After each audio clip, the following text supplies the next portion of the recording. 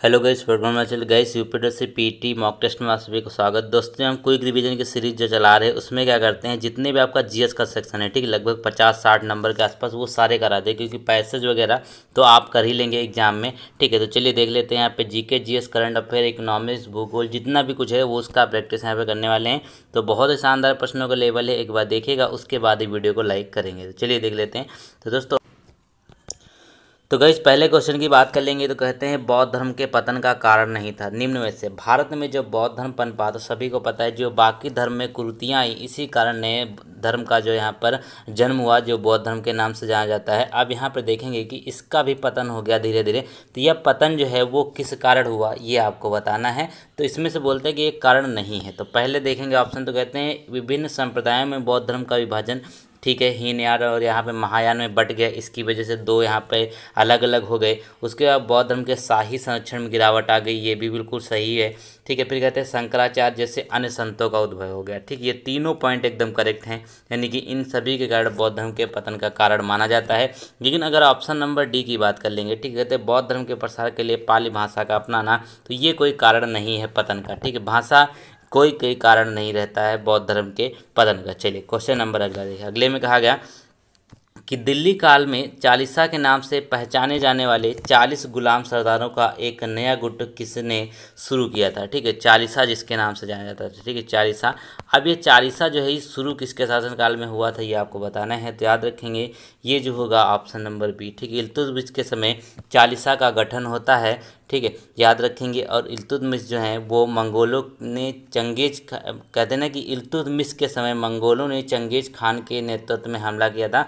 याद रखेंगे, ये भी प्रश्न पूछा जाता है। और इसका जो यहाँ पर मृत्यु है 1236 में हो गई थी, याद रखेंगे। ठीक है, चालीसा इसी के समय में था। क्वेश्चन नंबर देखिए यहाँ पे 53 में कहते हैं कि इब्न बतूता किसके शासनकाल में भारत आया था। ठीक है, जो इब्न बतूता है ये किसके शासनकाल में भारत आया, तो देखिएगा, याद रखेंगे कहाँ का रहने वाला है। सबसे पहली बात है तो ये मोरक्को का रहने वाला है। ठीक है, मोरक्को जो अफ्रीका कंटिनेंट पड़ता है, वो आया किसके समय में था, ये भी बहुत इंपॉर्टेंट है, पूछा जाता है अक्सर। तो याद है सी, यानी कि मोहम्मद बिन तुगलक के समय में ये भारत में आया था। ठीक है, 12 कहना कि 1,20,000 किलोमीटर की लंबी यात्रा करने के बाद इब्न बतूता अपने घर लौट जाने का मन बनाया था उसने। ठीक है, क्वेश्चन नंबर अगला देखिएगा। तो कहते हैं ना कि कौन सा प्रतीक बुद्ध के जन्म को दर्शाता है। ठीक है, अब गौतम बुद्ध जो हैं उनका जन्म हुआ, वो कौन सा प्रतीक है जो उनके जन्म को दर्शाता है, तो याद रखेंगे इसका राइट आंसर हो जाएगा बी। ठीक है, कमल जो है वो इनके जन्म से संबंधित है। ठीक, कमल जो है वो इनके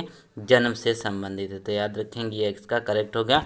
अगला क्वेश्चन अगर देखें यहाँ पे, तो कहते हैं ना कि दिल्ली सल्तनत के सुल्तानों में से किसने कुतुब मीनार का निर्माण किया था। ठीक है, दिल्ली सल्तनत के सुल्तानों में से किसने कुतुब मीनार का जो है यहाँ पर निर्माण किया था, याद रखेंगे। तो इसका जो राइट आंसर होगा दोस्तों, देखिए आप हिस्ट्री के आपके एग्जाम में 5 क्वेश्चन है, 5वां है ये। ठीक है, तो इसका राइट आंसर हो जाएगा सी, कुतुबुद्दीन ऐबक ने कुतुब मीनार का निर्माण किया। इसमें बहुत सारे जो थे उन्होंने बने, जैसे कि यहाँ पे देखेंगे तो जब पहले 3 मंजिला थे उनमें लाल बलुआ का यहाँ पे यूज किया गया। इस तरीके से यहाँ पर जो है कुतुबुद्दीन ऐबक ने इसकी आधारशिला रखी थी। चलिए क्वेश्चन नंबर अगला देखेंगे। अब यहाँ पे कहता है राष्ट्रीय आंदोलन से 5 क्वेश्चन आने एग्जाम में।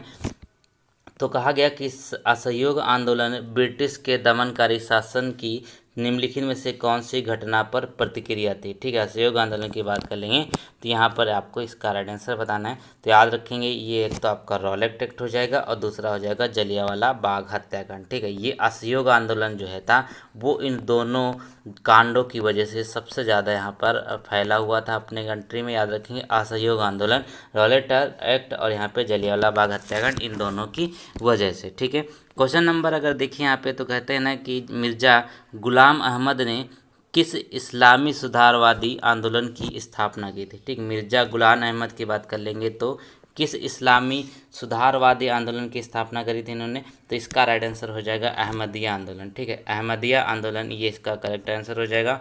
ऑप्शन ए यहाँ पे एकदम करेक्ट हो जाएगा। ठीक है, मिर्ज़ा गुलाम अहमद ने इस्लामी सुधारवादी आंदोलन की स्थापना की थी, वो थे अहमदिया आंदोलन। क्वेश्चन नंबर अगला जो बहुत इंपॉर्टेंट है, बहुत बार पूछा गया है, कहते हैं कि 1916 का जो लखनऊ समझौता था ना, किसके किसके बीच समझौते के रूप में जाना जाता है 58 में। तो ये होगा क्या बेसिकली यहाँ पे देखिएगा, इसमें था कि अलग अलग मतदाताओं पर कांग्रेस और मुस्लिम लीग अतिवादी और क्रांतिकारियों को भारतीय राजनीति से नरमपंथी बनाने के लिए। ठीक है, तो यहाँ पे क्या हो जाएगा, कांग्रेस और मुस्लिम लीग के बीच समझौते के रूप में इसको जाना जाता है, 1916 का लखनऊ समझौता। ठीक है, चलिए क्वेश्चन नंबर अगले देखें। अगले में कहा गया ना कि व्यक्तिगत सत्याग्रह का निरीक्षण करने वाला पहला व्यक्ति कौन था। ठीक है, जो व्यक्तिगत सत्याग्रह का निरीक्षण करने वाले थे या फिर जो व्यक्तिगत सत्याग्रह जो प्रारंभ किया था इन्होंने, सबसे पहले वो कौन हो जाएंगे, वो हो जाएंगे विनोबा भावे। ठीक है, विनोबा भावे को जाना जाता है, याद रखेंगे, ये इसका करेक्ट आंसर हो जाएगा।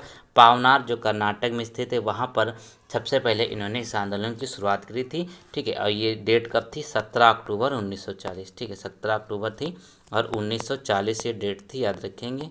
चलिए क्वेश्चन नंबर अगर देखिए 60, तो कहता है कि गांधी जी का चंपारण आंदोलन किस से संबंधित था। ठीक है, गांधी जी का जो चंपारण आंदोलन है बेसिकली ये किस से संबंधित था। ठीक है, तो ये आपको बताना है, बिल्कुल करेक्ट आंसर 60 का।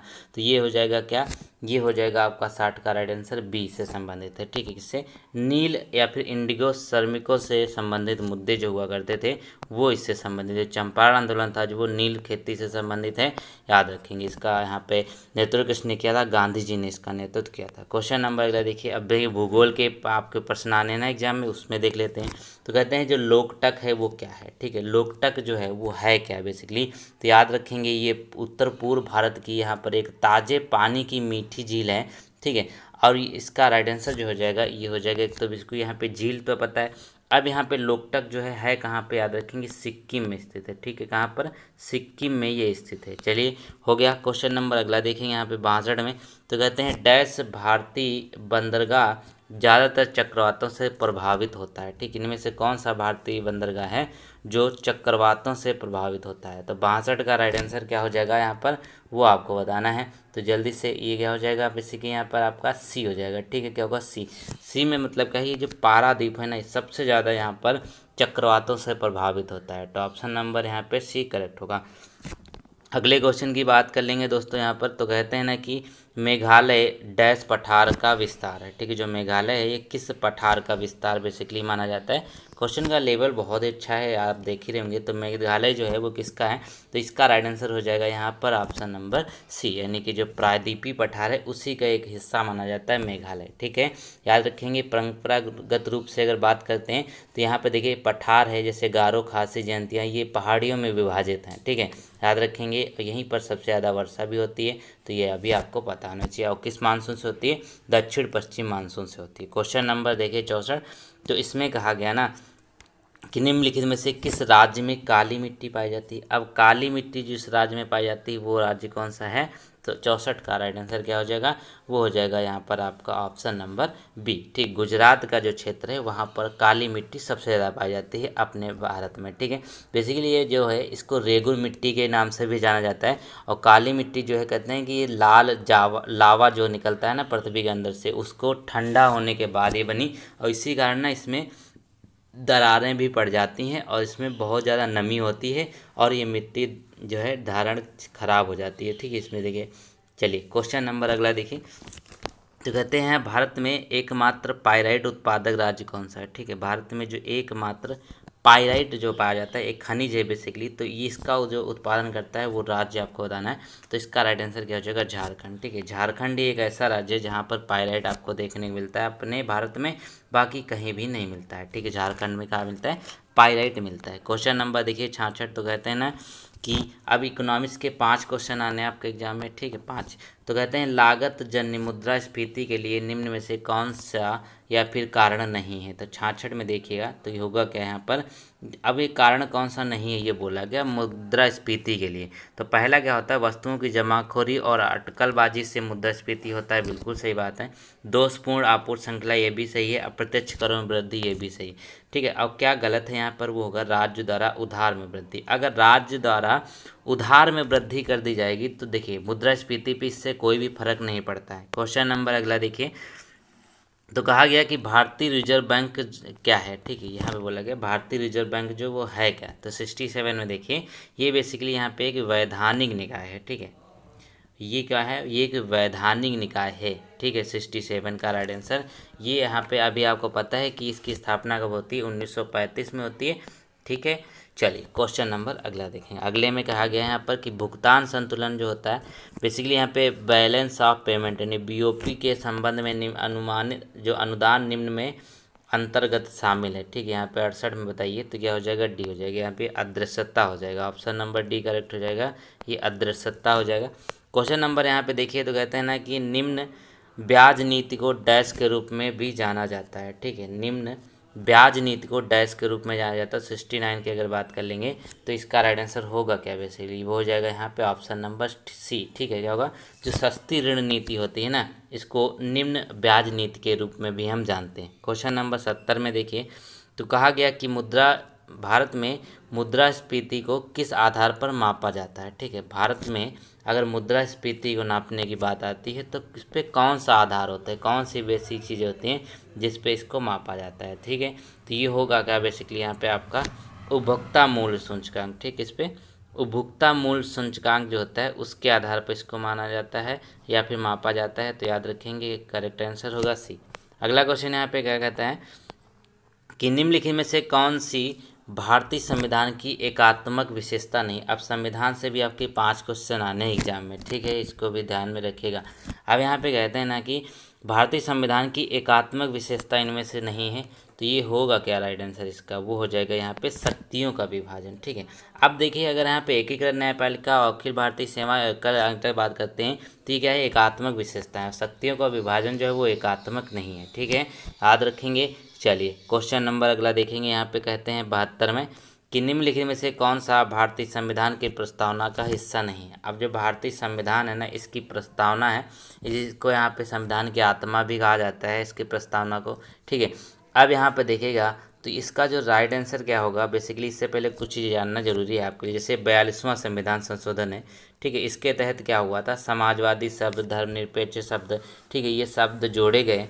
तो यहाँ पर एक राइट आंसर क्या हो जाएगा, यहाँ पे वो होगा डी। बेसिकली यहाँ पे संघवाद जो है शब्द है वो प्रस्तावना का हिस्सा नहीं, बाकी लोकतांत्रिक, समाजवाद और धर्मनिरपेक्षता ये सभी इसके करेक्ट आंसर हो जाएंगे। संशोधन कब हुआ था, 42वां संविधान संशोधन था 1976 में हुआ था। क्वेश्चन नंबर अगला कहता है कि कल्याणकारी राज्य की अवधारणा संविधान में किस भाग में है। ठीक है, कल्याणकारी राज्य की अवधारणा की बात कर लेंगे तो यह किस जो आपको देखने को मिलती है, किस भाग में देखने को मिलती है, तो यह हो जाएगा क्या, ये हो जाएगा आपका 73 का राइट आंसर। जल्दी से बताइए, राज्य के नीति निर्देशक तत्व। ठीक है, क्या होगा, राज्य के नीति निर्देशक तत्व में आपको देखने को मिलती है। तो ऑप्शन नंबर यहाँ पे इसका क्या करेक्ट होगा, ऑप्शन नंबर सी यहाँ पे एकदम सही हो जाएगा। ठीक है, चलिए क्वेश्चन नंबर अगले का आंसर दीजिए। तो कहते हैं यहाँ पर कि राष्ट्रपति के पास भारत के संविधान के डैश के तहत अध्यादेश जारी का अधिकार होता है। अब राष्ट्रपति जो होता है वो किसके तहत अध्यादेश जारी कर सकता है, कौन सा अनुच्छेद यहाँ पर उससे संबंधित है,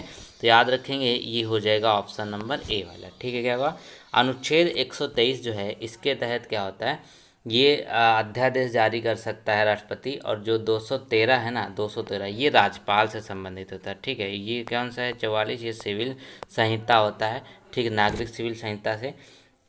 चलिए क्वेश्चन नंबर यहाँ पे देखिए 75, तो कहते हैं भारतीय संविधान की प्रस्तावना डैश के संविधान की प्रस्तावना से प्रेरित है। भारत की जो संविधान की प्रस्तावना है ना, ये किससे संबंधित है या फिर प्रेरित है, तो होगा क्या, ये हो जाएगा अमेरिका। ठीक है, ऑप्शन नंबर डी करेक्ट हो जाएगा।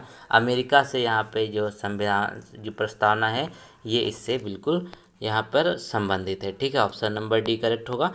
अगला क्वेश्चन देखेंगे यहाँ पे, तो कहते हैं कि प्लास्टर ऑफ पेरिस इनमें से किस में संग्रहित किया जाता है, इसका आंसर दीजिए। तो प्लास्टर ऑफ पेरिस जो है वो संग्रहित किया जाता है तो किस में रखा जाता है, इसको पीओपी जो होता है। तो 76 का राइट आंसर होगा वो हो जाएगा बी। बेसिकली यहाँ पे जो नमी प्रूफ कंटेनर होते हैं, क्योंकि देखिए यहाँ पर अगर इसको थोड़ी सी भी अगर नमी मिल गई, ठीक है, वाटर मिल गया, तो ये क्या होता है, ये सॉलिड हो जाता है। ठीक है, तो इसीलिए इसको रखा जाता है नमी प्रूफ जो यहाँ पर कंटेनर होते हैं। क्वेश्चन नंबर अगला देखिएगा, तो कहते हैं निम्नलिखित में से कौन सा भौतिक परिवर्तन है। भौतिक का मतलब क्या होता है, जो फिजिकल चेंज होता है। ठीक है, और यहाँ पे दो होते हैं, जैसे केमिकल चेंज होता है, फिजिकल चेंज होता है। फिजिकल चेंज जो होते हैं उनको दोबारा से वैसे प्राप्त किया जा सकता है। तो अब इसमें देख लीजिए कौन सा होगा। तो अब बर्फ़ का पिघलना ही फिजिकल चेंज होगा कि नहीं होगा, बिल्कुल होगा। क्यों, क्योंकि देखिए बर्फ़ पिघल जाएगी तो इसको दोबारा बर्फ़ भी बनाया जा सकता है। फल पक जाएगा, कच्चा नहीं होगा, तो ये केमिकल है, ये भी यहाँ पे केमिकल है, ये भी यहाँ पे केमिकल है। ठीक है, अगला क्वेश्चन देखिएगा 78, तो क्या कहेगा कि कौन सी गैर धातु कमरे के तापमान पर तरल अवस्था में पाई जाती है। ठीक है, एक धातु जो है वो कमरे के तापमान पर तरल अवस्था में पाई जाती है, तो वो कौन सी हो जाएगी, इसका आंसर दीजिए। तो सभी को बताएं, ये धातु की हम यहाँ पे बात करें तो वो हो जाएगा पारा या फिर मरकरी। ठीक है, धातु की बात करें पारा या फिर मरकरी हो जाएगा। ठीक है, चलिए ये 78 की बात, माफ़ कीजिएगा, ये गैर धातु है, हमने तो इसको देखा ही नहीं। ठीक है, यहाँ पे अगर धातु की बात करते हैं तो ये पारा होगा, गैर धातु की बात करें तो ये ब्रोमीन होगा। ठीक है, याद रखेंगे। यहाँ पे ये अधातु की बात कर रहे हैं। ठीक है, नॉन मेटल की बात करें, नॉन मेटल क्या है, ब्रोमीन इसका करेक्ट आंसर होगा, ऑप्शन नंबर सी। चलिए क्वेश्चन नंबर अब देखिए 79 में, तो कहते क्या है कि कोशिका अंग में से कौन सा कोशिका विभाजन में मदद करता है और कोशिका की गतिविधि और वंशानुगत वर्णों को नियंत्रित करता है। 79 आपको बताना है, तो ये क्या हो जाएगा, यहाँ पर ऑप्शन नंबर बी करेक्ट हो जाएगा। ठीक है, नाभिक इसका राइट आंसर हो जाएगा।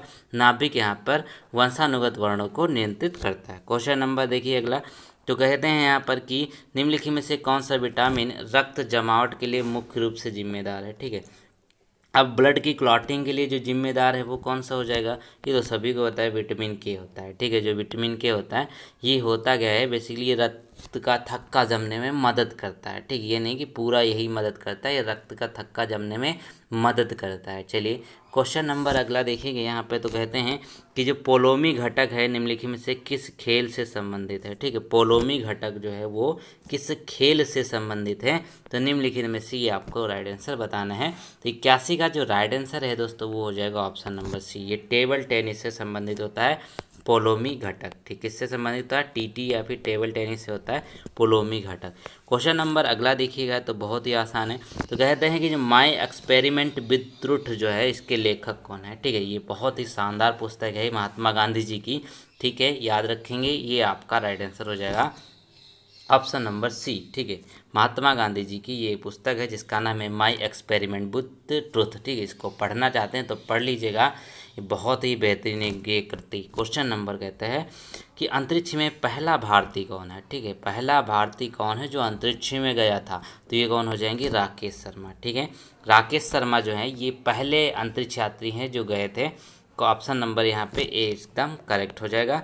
चलिए हो गया, अगला क्वेश्चन देखें यहाँ पर, अगले में कहा गया ना कि अफ़गानिस्तान की राजधानी क्या है। ठीक है, अगले में कहा गया कि जो अफ़गानिस्तान है इसकी राजधानी क्या हो जाएगी, तो सभी को पता है जो अफ़गानिस्तान है इसकी राजधानी क्या है, तो अभी तो इस पर तालिबान का कब्जा हो चुका है, तो याद रखेंगे यहाँ पर काबुल हो जाएगा। ठीक, काबुल इसका करेक्ट आंसर है। अगला क्वेश्चन देखिए, तो कहते हैं संविधान द्वारा निर्धारित भारत में विधानसभा की अधिकतम शक्ति कितनी है।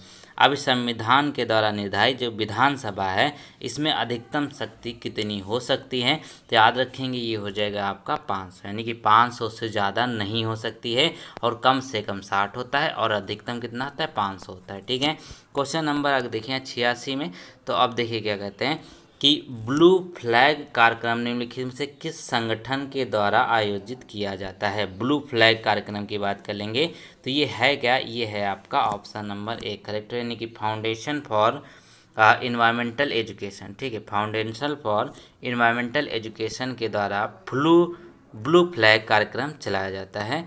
ये ऐसा, इसका मुख्यालय कहाँ पर है, कोपेनगम में है, डेनमार्क में। ऑप्शन नंबर ए करेक्ट होगा। ये बेसिकली एजुकेशन के क्षेत्र का एक प्रोग्राम है। क्वेश्चन नंबर अगला देखिएगा, तो कहते हैं कि भरतनाट्यम जो है वो किस राज्य से संबंधित है। भरतनाट्यम की बात कर लेंगे तो 87 का राइट आंसर हो जाएगा तमिलनाडु। ठीक है, तमिलनाडु हो जाएगा। कथक उत्तर प्रदेश से रहेगा, कथकली केरल से हो जाएगा, आंध्र प्रदेश से कुचिपुड़ी हो जाएगा। ठीक है, क्वेश्चन नंबर अगला देखेंगे। अगले में कहते हैं कि Indian institute of remote sensing किस शहर में स्थित है। ठीक है, Indian institute of remote sensing, इसका राइट आंसर जल्दी दीजिए आप लोग, तो होगा क्या, ये हो जाएगा ऑप्शन नंबर ए, यानी कि देहरादून यहाँ पे करेक्ट आंसर हो जाएगा। ये कहाँ पर स्थित, देहरादून में Indian institute of remote sensing. Question number अब देखें यहाँ पे, तो कहते हैं कि जलवायु परिवर्तन पर संयुक्त राष्ट्र फ्रेमवर्क कन्वेंशन यानी कि UNFCCC को डैश रूप में भी जाना जाता है। ठीक है, यहाँ पे जलवायु परिवर्तन पे जो राष्ट्र फ्रेमवर्क हुआ था उसको किस नाम पे जाना जाता है, वो जाना जाता है यहाँ पर वैश्विक शिखर सम्मेलन। ठीक है, वैश्विक शिखर सम्मेलन के तौर पे जाना जाता है। ऑप्शन नंबर सी यहाँ पे एकदम करेक्ट हो जाएगा। हो गया आपका ये करेक्ट। चलिए अगला क्वेश्चन देखेंगे। अगले में कहते हैं कि यहाँ पर कि हर साल 1 जून को किस दिन को मनाने के लिए समर्पित है? अब हर साल 1 जून जो है वो किस लिए मनाया जाता है? तो ये मनाया जाता है विश्व दुग्ध दिवस, ठीक है, जो वर्ल्ड मिल्क डे है इसको हम सेलिब्रेट करते हैं। बी इसका करेक्ट आंसर है 1 जून को। अगला क्वेश्चन देखिएगा, आप देखिए करंट अफेयर की बहुत ही बेहतरीन पर जो आपके एग्जाम में आने की बहुत ज़्यादा संभावना है। कहते हैं ना, प्रधानमंत्री नरेंद्र मोदी ने हाल ही में भारत के पहले 5G टेस्ट उद्घाटन किया। इसे कितने करोड़ रुपए में स्थापित किया गया? 5G टेस्ट बेड जो है इसका उद्घाटन मोदी ने किया। अब यहाँ पे कितने करोड़ रुपए में स्थापित किया गया है? तो इसका राइट आंसर होगा क्या? वो हो जाएगा यहाँ पर आपके लिए 91 का राइट आंसर। जी जल्दी से आप लोग बताइए। तो ए होगा, ठीक है, ए हो जाएगा। वो देखिए ऑप्शन नंबर 220 करोड़ रुपए में, ठीक है, 220 करोड़ रुपए स्थापित किए गए। अगला क्वेश्चन कहता है कि हाल ही में किसने भारतीय ओलंपिक संघ के अध्यक्ष पद से इस्तीफा दे दिया? ठीक है, भारतीय ओलंपिक संघ से इन्होंने इस्तीफा दे दिया है।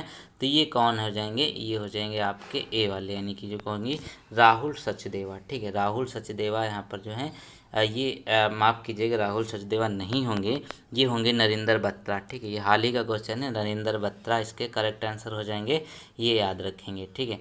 चलिए हो गया इसका right answer D. Question number अगला कहता है ना कि कॉम्बैट एवियर के रूप में आर्मी एविएशन कॉर्प्स में शामिल होने वाली पहली महिला अधिकारी निम्नलिखित में से कौन सी बन गई है? 93 की बात कर लेंगे तो क्या हो जाएगा?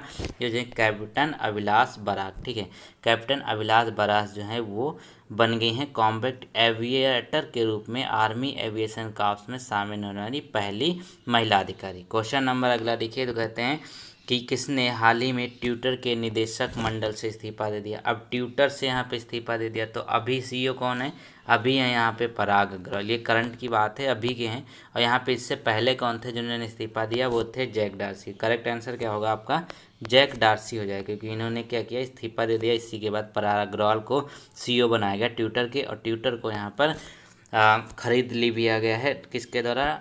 एलॉन मस्क के द्वारा। क्वेश्चन नंबर 95 कहता है कि भारत और किस देश ने 23 मई 2022 को टोक्यो में निवेश प्रोत्साहन समझौते पर हस्ताक्षर किए हैं? ठीक है, 23 मई 2022 की बात है, तो किस देश ने यहाँ पर टोक्यो में निवेश प्रोत्साहन समझौते पर हस्ताक्षर किए भारत के साथ? वो कौन हो जाएंगे? वो हो जाएंगे ऑप्शन नंबर सी, ठीक है, भारत और अमेरिका के बीच में यहाँ पे टोक्यो में एक समझौता हुआ है। अगला क्वेश्चन यहाँ पे कहता है कि भारत और किस देश ने उर्वरक क्षेत्र में सहयोग के लिए समझौते ज्ञापन पर हस्ताक्षर किए हैं? 96 की बात कर लेंगे तो क्या हो जाएगा यहाँ पर? ये आपको बताना है। तो ये हो जाएगा यहाँ पर आपका ऑप्शन नंबर ए, ठीक है, क्या हो जाएगा? Option number A. वो कैसे हो जाएगा? देखिए, भारत और किस देश में? भारत और जॉर्डन देश जो है उसके बीच में यहाँ पे उर्वरक क्षेत्र में सहयोग के लिए समझौता ज्ञापन किया गया।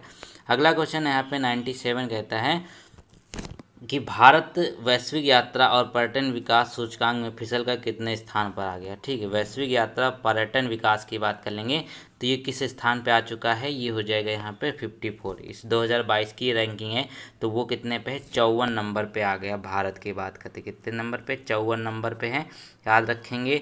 चलिए अगला क्वेश्चन यहाँ पे देखिएगा, अगले में क्या कहते हैं? 98 में जो बोला गया है कि केंद्र सरकार ने देश की सुरक्षा का हवाला देते हुए 4 पाकिस्तानी चैनलों को, यूट्यूब चैनल जो थे 4, उनको प्रतिबंधित कर दिया। कौन? 4 पाकिस्तानी थे चैनल जो यहाँ पर देश के लिए सुरक्षा बताए जा रहे थे। तो ये क्या हो जाएगा आपका राइट आंसर? वो हो जाएगा यहाँ पर आपका ऑप्शन नंबर, ठीक है, 98 का डी वाला, ठीक है, 22 इसका करेक्ट आंसर हो जाएगा। चलिए, मतलब 4 पाकिस्तानी थे और 18 इंडियन थे। क्वेश्चन नंबर 99 कहता है हाल ही में भारत के राष्ट्रपति ने किस आईएनएस को प्रतिबंधित प्रेसिडेंट कलर प्रदान किया? ठीक है, भारत ने राष्ट्रपति ने आईएनएस को प्रतिबंधित प्रेसिडेंट कलर प्रदान किया है। तो ये किसको दिया गया? ये दिया गया आईएनएस वलसुरा को दिया गया। किसको? आईएनएस वलसुरा को दिया गया। ऑप्शन नंबर यहाँ पे डी करेक्ट होगा। अब लास्ट में देखेंगे तो कहते हैं यहाँ पर कि हाल ही में रेलवे सुरक्षा बल यानी कि आरपीएफ ने किस अभियान के तहत कथित कालाबाजारी करने वालों के खिलाफ एक अखिल भारतीय अभियान चलाया? ठीक है, 100 में क्या राइट आंसर हो जाएगा ये बताना है। तो ये हो जाएगा ऑप्शन नंबर ए करेक्ट हो जाएगा, यानी ऑपरेशन उपलब्ध यहाँ पर बिल्कुल सही हो जाएगा। चलिए ये हो गया आपका ऑपरेशन उपलब्ध का, ठीक है। चलिए ये हो गया आपका। अब देखिए क्या है अगला